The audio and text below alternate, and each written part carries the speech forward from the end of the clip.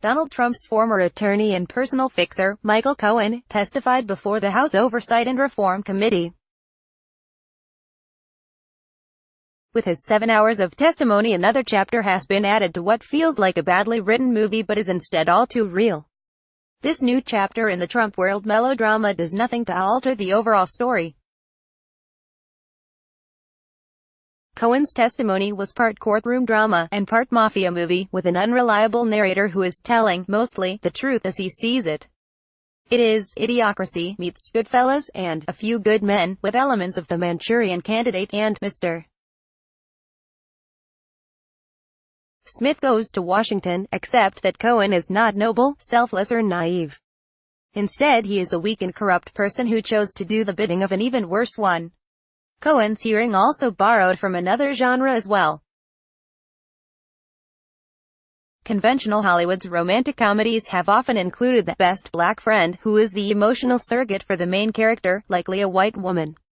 Other Hollywood films also feature the magical Negro character, whose sole purpose in the story is to solve white people's problems. Rep. Mark Meadows, our NC, head of the right-wing House Freedom Caucus, followed this script by having Lynn Patton, a black woman who serves under Ben Carson in the Department of Housing and Urban Development, act as a professional, best black friend, and human shield for Donald Trump. Patton stood there in evident discomfort, straight out of black conservative central casting, in a vain effort to deflect attention from the obvious, true and numerous charges that Donald Trump is a racist. Cohen's testimony occurred while Donald Trump was overseas in Hanoi, continuing his bromance with North Korean dictator Kim Jong-un, a person who could easily be the lead villain in a second-rate James Bond film. Considered in total, this spectacle is an example of what philosopher Peter Gordon describes in The Authoritarian Personality Revisited, reading Adorno in the Age of Trump. Trumpism, though it masquerades as society's rebellion against its own unfreedom, represents not an actual rebellion but the standardization of rebellion and the saturation of consciousness by media forms. If Theodore Adorno was right, then Trumpism cannot be interpreted as an instance of a personality or a psychology, it would have to be recognized as the thoughtlessness of the entire culture. But it is a thoughtlessness and a penchant for standardization that today marks not just Trump and his followers but nearly all forms of culture, and nearly all forms of discourse. The eclipse of serious journalism by punchy soundbites and outraged tweets, and the polarized, standardized reflection of opinion into forms of humor and theatricalized outrage within narrow niche markets makes the category of individual thought increasingly unreal. The new media forms have devolved into entertainment, and instead of critical discourse we see the spectacle of a commentariat across the ideological spectrum that prefers outrage over complexity and dismisses dialectical uncertainty for the narcissistic affirmation of self-consistent ideologies, each of which is parceled out to its own private cable network. Expression is displacing critique. This, I think, is why the phenomenon of Trumpism remains so difficult to comprehend. As Adorno recognized long ago, there is a kind of artifice to this rebellion that belongs less to what we used to call political reality than it does reality television. There are theoretical physicists and philosophers who argue that what human beings perceive to be reality may all be an elaborate computer simulation devised by super-intelligent aliens, from our point of view, effectively gods. If that is correct, with Cohen's testimony on Wednesday, whoever is running this version of reality has now added every story cliché to the program. Did Cohen share any new groundbreaking information? Not really. The only significant revelation he offered was that Trump may be the target of an additional investigation by prosecutors in the Southern District of New York, the precise subject of which is not clear. Cohen also claimed that Donald Trump paid him by check while president to reimburse hush money Cohen had made to adult film actress Stephanie Clifford, aka Stormy Daniels. For the most part, Cohen confirmed what is already known about Donald Trump: he is violent, racist, a misogynist, dishonest and likely a criminal.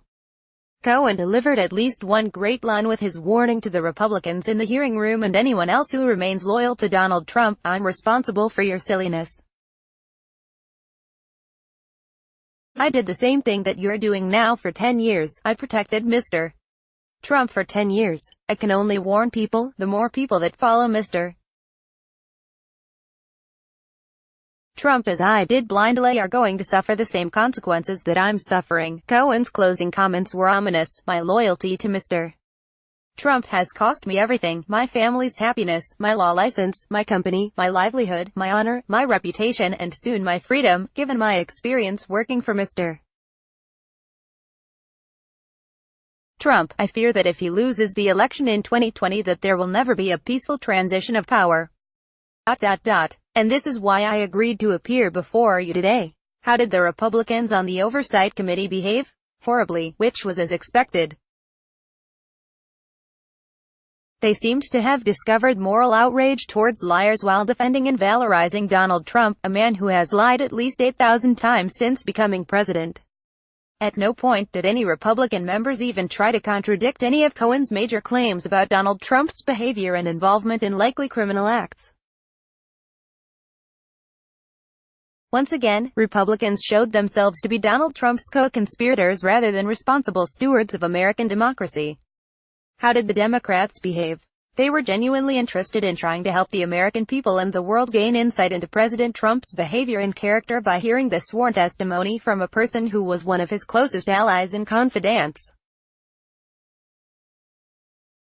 Democrats also asked specific questions about how Cohen aided and abetted Trump's morally compromised and perhaps illegal behavior.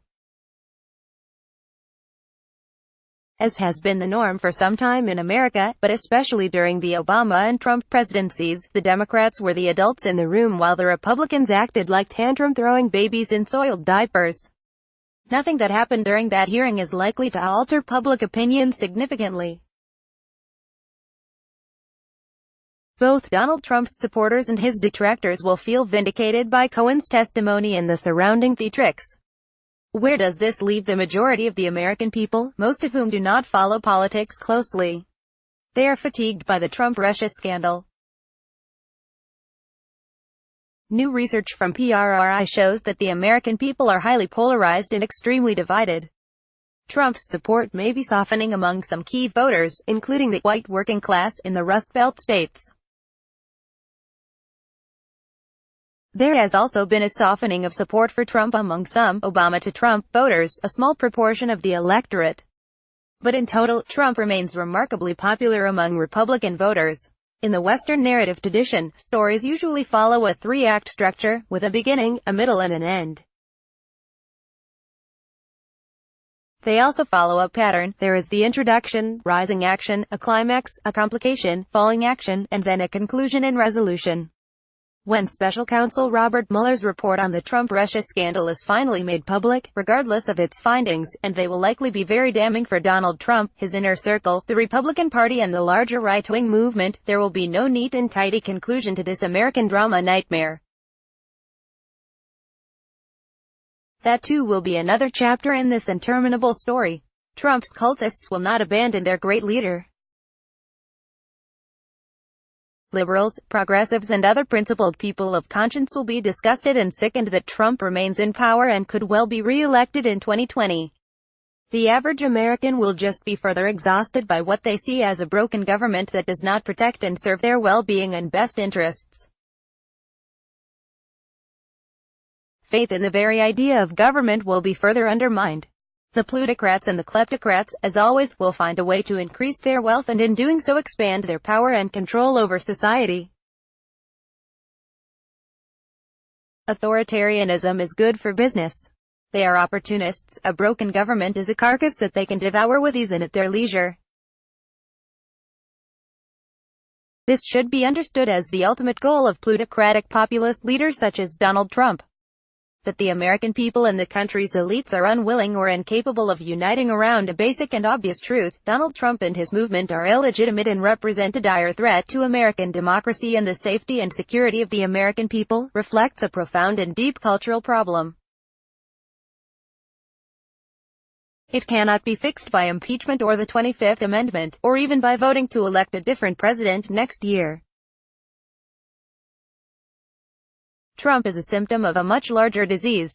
Trumpism and the proto-fascist upsurge he represents are an outgrowth of alienation, social atomization, racism, bigotry, anti-intellectualism, wealth and income inequality, loneliness and a breakdown in America's civil, cultural and political institutions. As Chris Hedges writes in the conclusion to his new book, America, The Farewell Tour, the U.S. government, subservient to corporate power, has become a burlesque. The last vestiges of the rule of law are evaporating. The kleptocrats openly pillage and loot. Programs instituted to protect the common good, public education, welfare, and environment regulations, are being dismantled. The bloated military, sucking the marrow out of the nation, is unassailable. Poverty is a nightmare for half the population. Poor people of color are gunned down with impunity in the streets. Our prison system, the world's largest, is filled with the destitute. There is no shortage of artists from Martin Buber and George Orwell to James Baldwin, who warned us that this dystopian era was fast approaching. But in our Disney-fied world of intoxicating and endless images, cult of the self and willful illiteracy, we did not think we will pay for our negligence. Public hearings such as this week's appearance by Michael Cohen are urgent and necessary. But such hearings will also be treated as a spectacle by a society that has amused itself to death. What comes next in this never-ending American political tragicomedy? And what is this epic story doing to the mental, physical and emotional health of the American people?